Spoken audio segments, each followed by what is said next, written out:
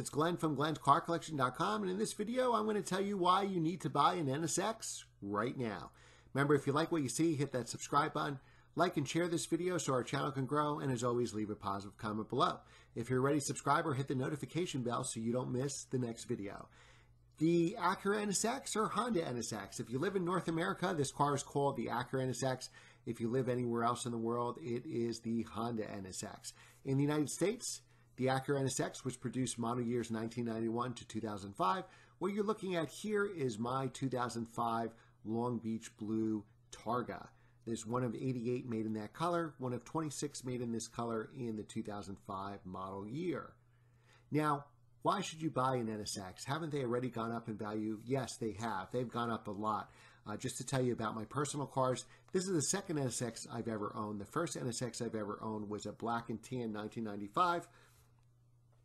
Back in about 2009, 2010, when the economy was down the tubes, the NSXs were practically free.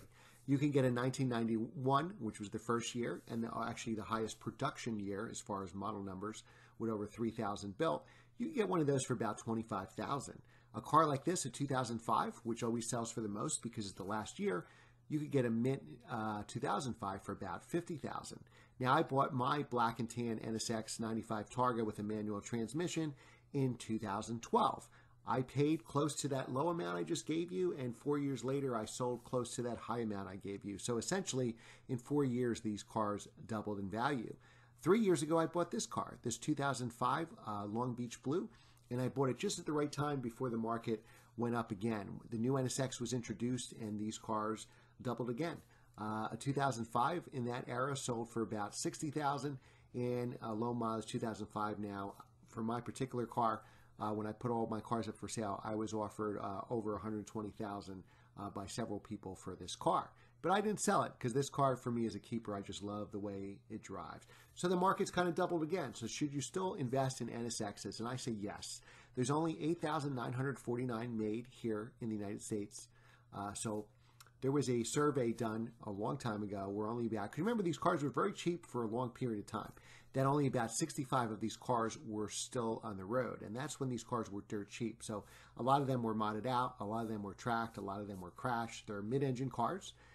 They can be twitchy if you're not used to a mid-engine car, or if you don't have great driving skill, and this is, say, your first quasi-exotic car you've ever bought. But so good ones on the road are probably a lot smaller than an 8,900 number. Now, the good thing is when you shop for these online, the majority of these have manual transmissions. If you look at other cars like the Aston Martin V8 Vantage or Ferrari 360 or Ferrari F430s, the ad will always say 6-speed manual. When you look closely at the pictures, it won't be. It'll always be a paddle transmission. With the NSX, you don't have that problem because most of them that were made were with manual and transmission. So why is it so good? Why should you buy this car? Well, forget about the car going up in value. I still think it's got a lot of room left.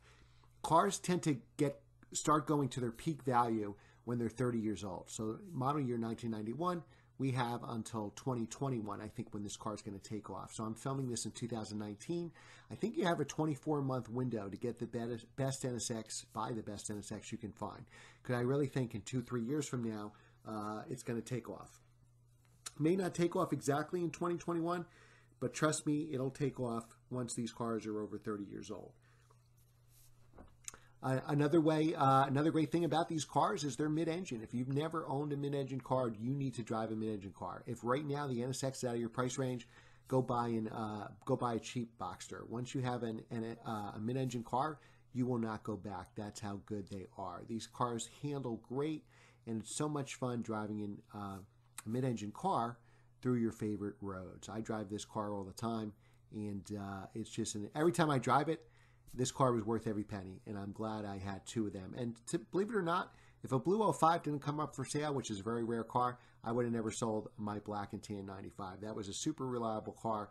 It's probably the most reliable car I ever owned. Both of these are probably the most reliable car I've ever owned, and I've owned over 100 sports cars. Now, these cars don't cost that much to maintain. Now, you do have to do some stuff. We can do a checklist in another video of what to look out for, more of a buyer's guide. But, you know, tires and wheels on these cars were very small. So you don't have expensive tires. You can easily get a set of tires sticky tires, great summer tires for less than $1,000.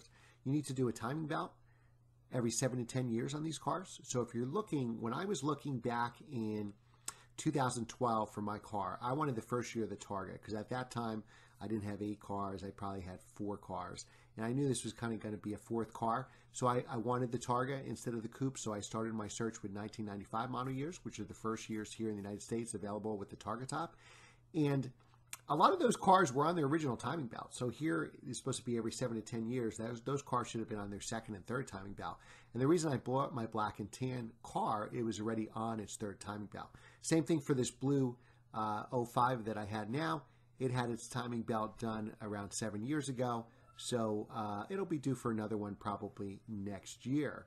But it's been a blast to drive, and brakes are smaller on these cars, so they don't cost that much money. They actually get decent gas mileage. I can go on and drive with my friends, and the gas gauge needle barely moves. So they're very reliable cars. Just make sure you have a lot of service records so you know they were highly maintained.